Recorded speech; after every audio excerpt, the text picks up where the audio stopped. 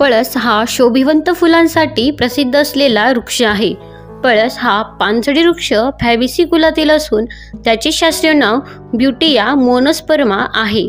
तो मूळचा दक्षिण आशियातील असून Pakistan, Bharat, Bangladesh, Myanmar, Thailand, Indonesia व मलेशिया या देशांतील उष्ण प्रदेशात आढळतो.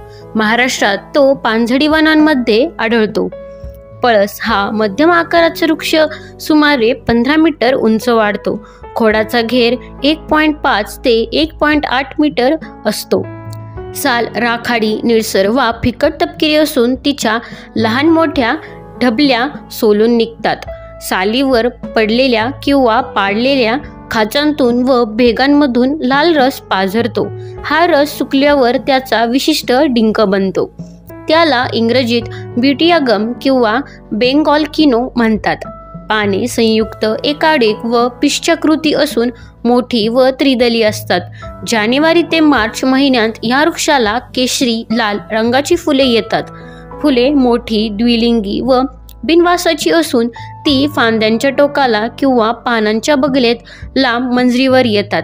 ती अनेक व सुमारे 2.5 सेंटीमीटर लांब असतात. त्यामुळे ज्या परिसरात पळसाची झाडे असतात तो परिसर या भडक रंगाच्या फुलोऱ्यांमुळे दूरवरून पेटल्यासारखा वाटतो. म्हणून इंग्रजीत त्याला फ्लेम ऑफ द फॉरेस्ट म्हणतात. शिंबावंत फळे 15 ते 20 सेंटीमीटर लांब व सुमारे 4.5 सेंटीमीटर रुंद असतात. त्यात एकच बी असते. पळसाचे लाकूड काळपट पांढरे असते. त्यावर पाण्याचा परिणाम होत नाही.